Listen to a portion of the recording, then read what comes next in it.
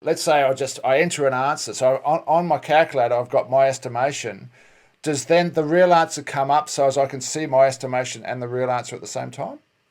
It shows simultaneously the task and the estimate and the correct result. Awesome. Right. Wow. Which is important because you can then see exactly what's going on.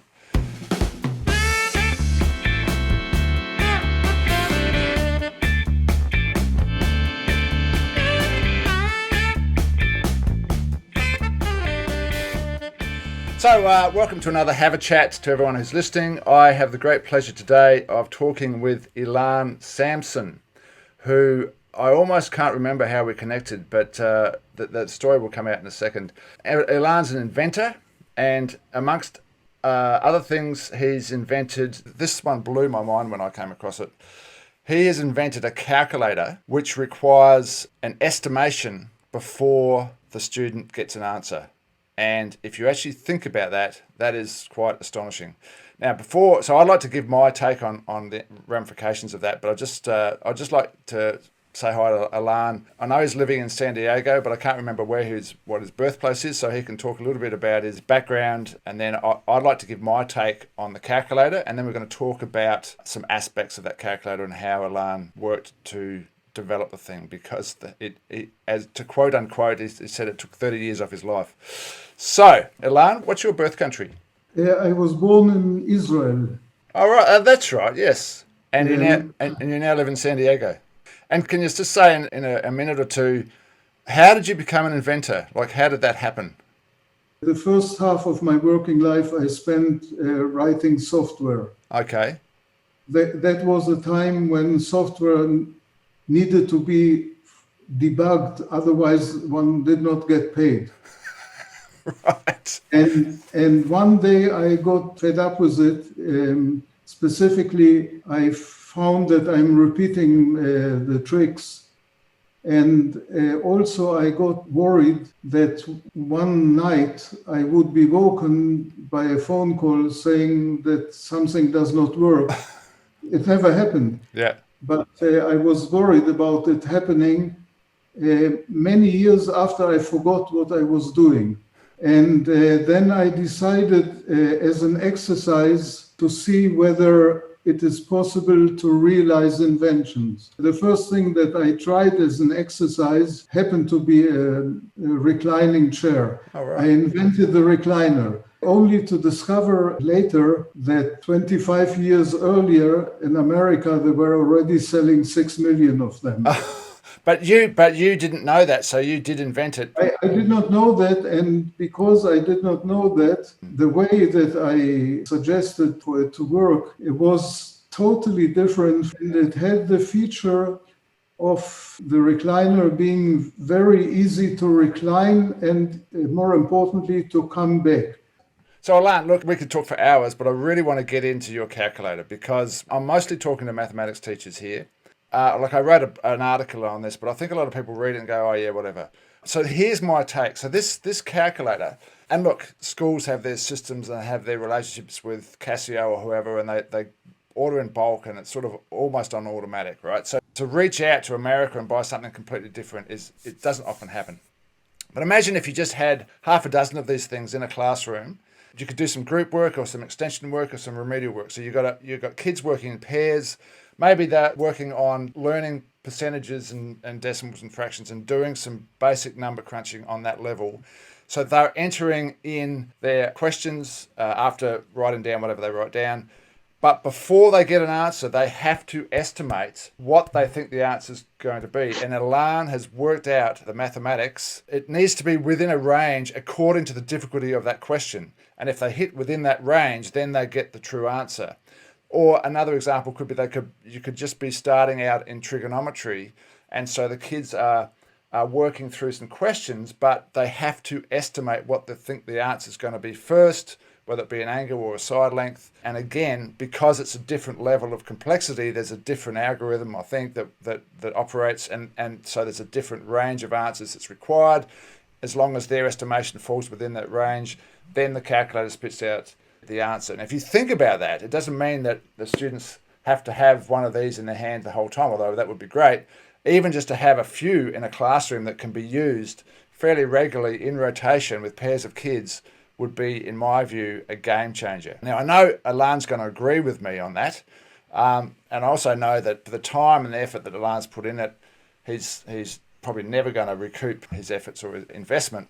And that's not why I'm talking about this. I'm talking about this because I think to have some of these in every classroom would be an absolute game changer and is definitely worth considering. And in the details below, I'll have links and whatever, so you can go and check it out and see how to go about purchasing a few of them. But I'd like Ilan to correct me on anything that I've misinformed you with, but also to talk a little bit about the applications of the calculator. And then we can get into why it took 30 years off Ilan's life when he was developing the calculator. So over to you, Ilan. Sure. Allow me to preempt by saying that these days, most of everybody, certainly all school kids, perform calculations on calculators, which means not using their head. Yes. Which is bad because they never develop what I call quantitative comprehension, and it is more commonly known as feel for numbers. Yeah, right. Also, you have students who their aim is to get through as many questions as possible. Whether the answers are right or not is irrelevant, because if I get through all these questions, the teacher's happy and I'm out of the room. And that's not what we want inside the room. We want kids thinking about what they're doing. Absolutely. This calculator, which I set about to invent and develop, is such that it gives all the benefits of calculators, but does not do the damage. Right. The way, as you described it, when the user enters the calculation and presses enter or equal, it will show the correct result, but only after the user enters a mental reasonable estimate. Yes. And thereby they need to think.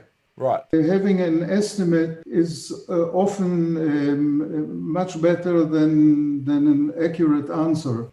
Anyone watching this who's a maths teacher, just have a think about that, because there is an ongoing discussion in mathematics, like should we be using calculators or shouldn't we be, and is it too early to be using calculators at years 6 and 7 or 5 or whatever. And calculators, if used well, are fantastic, but if they're just number crunches where the kids are not thinking, then it's damaging. And so Ilan has solved this problem with this calculator. So we had an earlier discussion a couple of years ago, I think it was. We can't go into the whole explanation of how you did it, but can you give us some insight into the fact that, like, if a student is adding 2.34 and 7.95, the range of estimation allowed there is going to be different than if someone is working out, the log of blah, blah, blah. So every type of question needs a different set of parameters. And that's where you said it took years off your life, correct?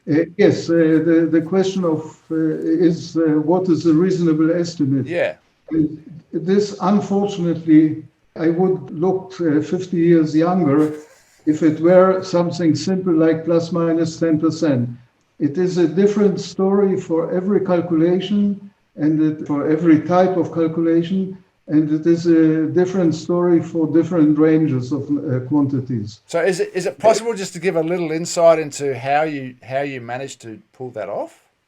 It was simply by going topic by topic. Does the calculator recognize, this is a trigonometric question? Yes, absolutely. Therefore, we're using this algorithm or whatever. This is a log question, so we're going to use this algorithm. Is that how it works? Absolutely. And it was endless. It ended up working quite well.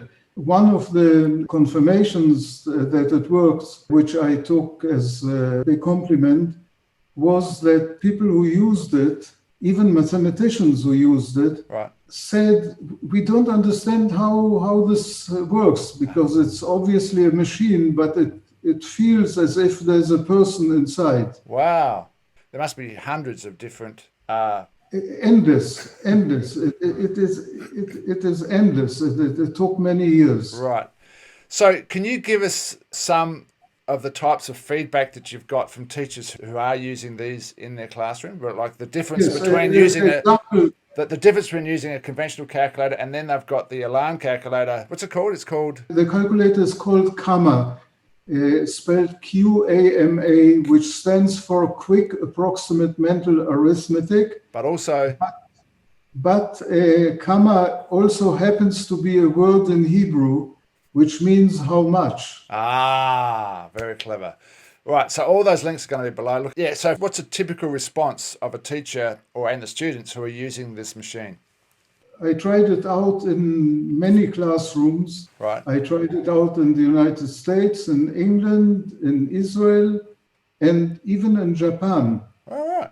The results were very consistent. We tried it with kids from age of 11 to 18, and it turned out that they were perfectly able to provide the acceptable estimates, and they were surprised themselves. Right.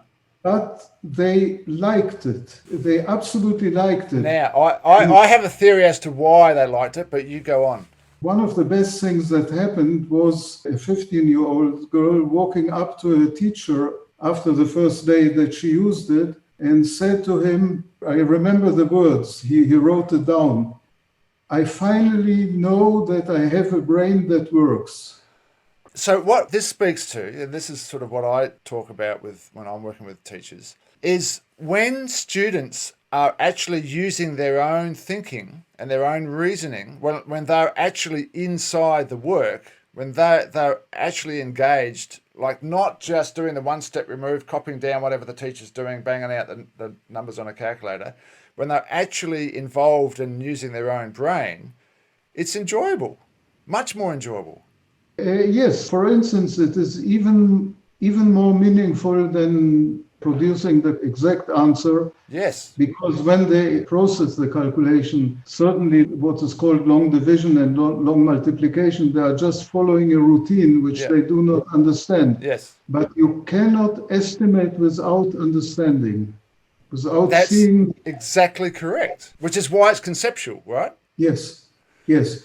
And one needs to understand what one is dealing with. And sorry, I mentioned that's conceptual. And so when a student goes, "Oh, I've got no idea," that's fantastic, because then with a bit of help, with a bit of questioning from the teacher, they can go, "Oh, that's how it works." And so I would say your calculator is giving the students the chance to go from, "Well, I've got really no idea how this works," to, "Oh, now I get it.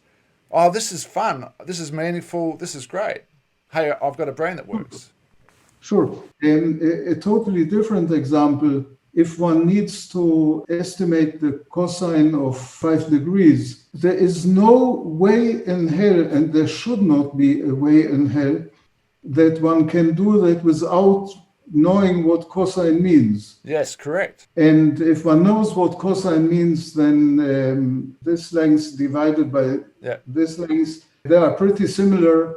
And if one puts in 1, like dividing two similar numbers, then it will show the accurate result. And so that's chalk and cheese, but like it's completely different from just, there's the question, bang it in, bang, look at the answers, oh, I got it right. Because they don't actually understand what's going on. Because they're not forced to understand. They don't have to understand. They've got a procedure to get the right answer, whereas your technology, it forces them to understand. They can't get anywhere unless they understand. So they have to go through the understanding route first, and then they get their answer. Sure, this is mandatory. Let's say I enter an answer. So on my calculator, I've got my estimation. Does then the real answer come up so as I can see my estimation and the real answer at the same time? It shows simultaneously the task and the estimate and the correct result. Awesome. Right. Wow. Which is important because you can then see exactly what's going on. Well, that's fantastic. Look, if I'm not in the classroom anymore, but if I was, I'd absolutely be buying some. Oh, so there it is. There's the QAMA. I will put some images of this anyway. So that's what it looks like. Yeah. And it exists also in the form of an app. Okay. All right. Oh, so what's that cost? Both Android and Apple. Oh, that's a no-brainer. That's Aussie for it's an obvious thing that people should do. That's fantastic. Oh, so that's more accessible than I thought. Anyway, we'll try and plug this because I just think even having that discussion, I got more insight into why it is so profound. I mean, it's obviously good that kids are forced to estimate before they get the answer, but I hadn't seen it from a point of view of engagement and sense of achievement and sense of ownership over what they're doing, which is all the most important stuff. So look, we'll wrap this one up. Just a little fun fact though, because Ilan in the next chat and I are going to get into why it's important that we should have students understanding what they're doing in class rather than not understanding. Because if you think I get stirred up about this, you wait till you get Ilan going. He's even more passionate than I am, which is great. But that's for the video part 2. So thanks, Ilan. That's great. Hopefully this calculator of yours can enlighten some classrooms in Australia and anywhere else who might be listening. And we'll see what happens. So thanks for your time, and Thank you. we'll see you next time.